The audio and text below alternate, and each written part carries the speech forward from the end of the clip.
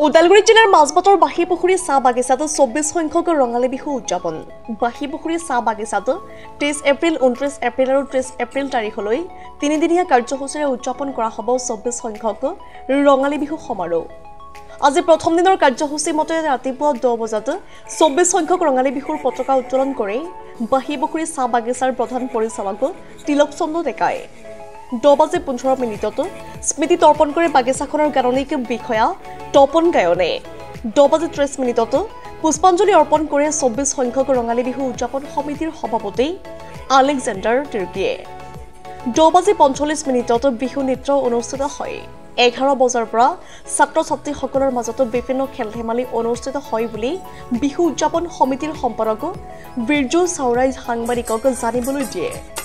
আজি প্ৰথম দিনৰ কাৰ্যসূচীত উপস্থিত থাকে বাগিচাখনৰ প্ৰাক্তন কৰ্মচাৰী তথা সমাজ সেৱক CVS গোৱালা, বাগিচাৰ কৰ্মচাৰী বুধন লোহাৰ, ৰাজেন লোহাৰ আদি উপস্থিত থাকে। মাজবাটৰ পৰা যতীন নাথৰ ৰিপৰ্ট, ইছা 24x7।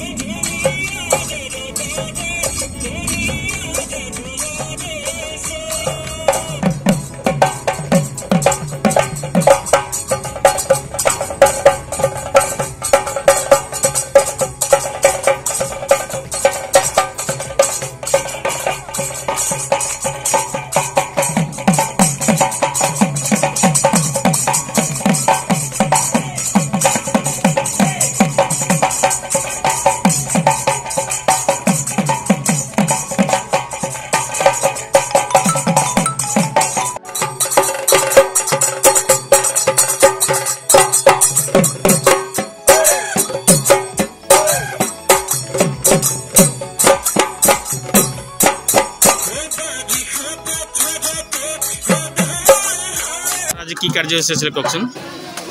আমাৰ আজি বাঁহীপুখুৰী চাহ বাগিচাত ২৪ সংখ্যক আমি বহাগ বিহু উদযাপন কৰিবলৈ লৈছোঁ।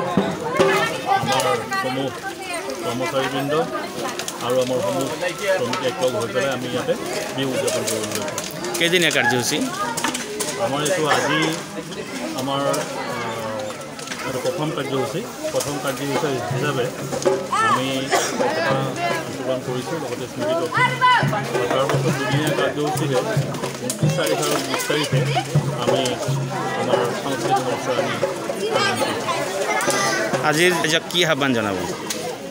মই এইটোৱে ক'ম যে বিহু আমাৰ এটা সমূহ বৃহত্তৰ অসমীয়া জাতিৰ এটা মনোমতীয়া মঞ্চ। এই মঞ্চৰ যোগেদি সম্প্ৰীতিৰ যিটো বাৰ্তা আমি সকলোকে পঠাওঁ, সেইটোৱে মই কৈছোঁ যে আমি বাগিচাত বিভিন্ন জনগোষ্ঠীৰ মানুহ আছোঁ, আমি চবেই মিলা প্ৰীতিৰে আমি থাকিব লাগে। তাকেই আহ্বান জনাইছোঁ সমূহ অসমত।